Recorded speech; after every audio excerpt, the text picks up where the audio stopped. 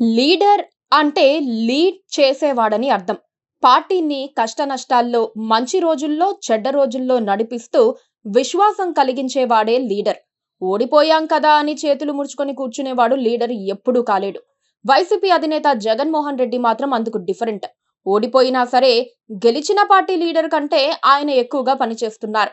విదేశాల్లో ఉన్నప్పుడు మినహా జగన్ రెడ్డి ప్రజా సమస్యల మీద, కూటమి ప్రభుత్వ వైఫల్యాల మీద ఎక్కువ దృష్టి పెడుతున్నారు. చంద్రబాబు తప్పుడు విధానాలు, టీడీపీ నేతల అవినీతితో రాష్ట్రానికి కలుగుతోన్న నష్టాన్ని ఆయన ఎప్పటికప్పుడు వివరిస్తున్నారు.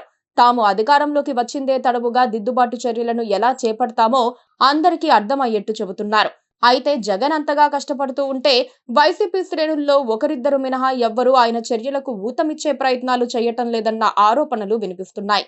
కాస్త కూడా జనరల్ నాలెడ్జ్ లేకుండా వైసీపీ నేతలు ప్రవర్తిస్తున్నారన్న వ్యాఖ్యానాలు వస్తున్నాయి. రెండేళ్ల చంద్రబాబు పాలనలో రాష్ట్రం అధోగతి పాలైందని విశ్లేషణలు నిత్యం వస్తూనే ఉన్నాయి. అవే అంశాలు ప్రతిపక్ష వైసీపీకి రాజకీయ మేతగా ఉపయోగపడుతున్నాయి. ప్రభుత్వాన్ని విమర్శించేందుకు అవే ప్రధాన అస్త్రాలుగా ఉంటున్నాయి. ఆర్థిక రంగంలో పురోగతి ఆగిపోయి రాష్ట్రం తిరోగమన బాటలో నడుస్తోంది. చంద్రబాబు సీఎం అయ్యాక రాష్ట్రం చేసిన అప్పులు 3.5 లక్షల కోట్లుగా ఉంది. మొత్తం అప్పులు 10 లక్షల కోట్లు దాటిపోయింది. అలవి కాని హామీలిచ్చిన చంద్రబాబు వాటిని అమలు చేసేందుకు అప్పులు చేస్తున్నారు. ప్రభుత్వంలో వృధా వ్యయం పెరిగిందన్న ఆరోపణలు కూడా వెల్లువెత్తుతున్నాయి. ఈ అంశాలపైనే మాట్లాడుతోన్న జగన్మోహన్ రెడ్డి జన చైతన్యానికి నిత్యం ప్రయత్నిస్తున్నారు. రాష్ట్ర పన్నుల రాబడి తగ్గిపోయి నిధులు నిండుకున్నాయని కాగ్ నివేదికలో వెలుగు చూసిన వాస్తవాలను జగన్ రెడ్డి ప్రస్తావిస్తున్నారు. సొంత పన్నుల రాబడి తగ్గితే జీఎస్డీపీ ఎలా పెరుగుతుందని ఆయన నిలదీస్తున్నారు. జగన్ రెడ్డికి ప్రభుత్వానికి సంబంధించిన ప్రతి అంశమూ తెలుసు. ఆయన ఎప్పటికప్పుడు అధ్యయనం చేస్తూ ఉంటారు.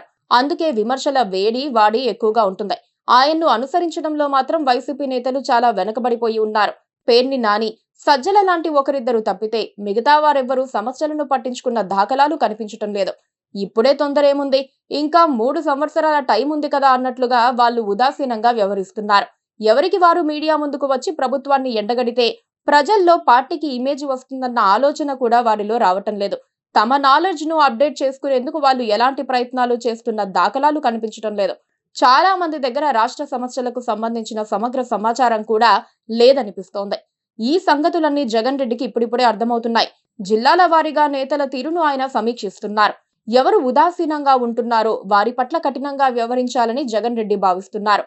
సమాచారాన్ని ఉపయోగించుకోవాలనుకునే వారికి, రాజకీయంగా ఎదగాలనుకునే వారికి అవకాశం ఇవ్వాలని జగన్ రెడ్డి డిసైడ్ అయినట్లు చెబుతున్నారు.